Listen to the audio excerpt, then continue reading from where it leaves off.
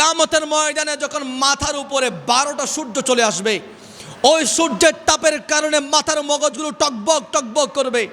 7 শ্রেণীর মানুষকে আমার আল্লাহ আরশের নিচে ছায়া দেবেন। সুবহানাল্লাহ। সর্বপ্রথম যাকে ছায়া দেবেন তার নাম হচ্ছে ইমামুল আদেল। ইমামুল আদেল, ইমামুল আদেল মানে হচ্ছে কি বাবা? ন্যায় বিচারক।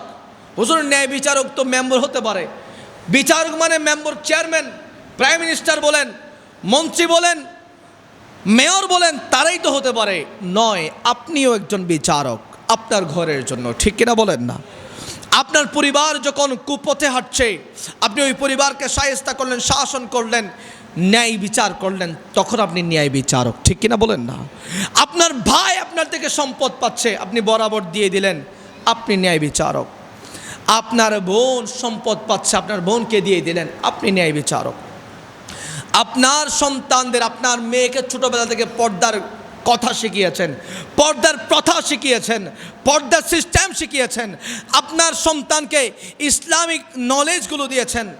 ইসলামিক নলেজ অর্জন করার জন্য মাদ্রাসায় পড়তে হয় না, মাদ্রাসায় পড়তে হবে বলে এমন কথা নাই। ইসলামিক জ্ঞান অর্জন স্কুলে পড়েও করা যায়, ঠিক না? ইসলামের নিয়মগুলো, ইসলামিক জ্ঞানগুলো আপনার ছেলের নলেজের মধ্যে দিলেন। দিদি আপনি ন্যায় বিচার করেছেন, সন্তানকে বড় করেছেন, তখন আপনি ইমামুল আদেল।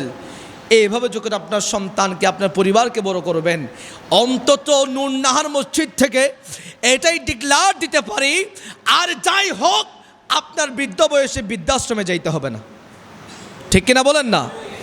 আপনি যখন দেখবেন, সার্চ করবেন, আমি সার্চ করেছি, দেখেছি, বৃদ্ধাশ্রম লিখবেন, অনেক ঘটনা আসবে। একজন ছেলে, একজন বাবা, তেনাকে জিজ্ঞেস করা হলো, আপনি এখানে কেন? বলে, আমি ডাক্তার ছিলাম, আমার কোটি টাকার সম্পদ ছিল, সর্বশেষ আমি আমার সন্তানদেরকে সেটেল করার পরে আমার অ্যাকাউন্টে 10 কোটি টাকা ছিল, যেগুলোতে আমি অনায়াসে চলে যেতে পারবো, একদম আরামসে, একেবারে আমার মৃত্যুর আগ পর্যন্ত আমি কোনোভাবে চলে যেতে পারবো, কোনো সমস্যা নাই। একটা মানুষ সুন্দরভাবে চলার জন্য 10 কোটি টাকার প্রয়োজন হয় না। আমার সন্তানেরা বিদেশে থাকে, আমেরিকায় থাকে, আমাকেও তারা সেখানে নিয়ে গিয়েছিল, আমি থেকেছিলাম, আবার এসেছি নিজের মাতৃভূমির টানে।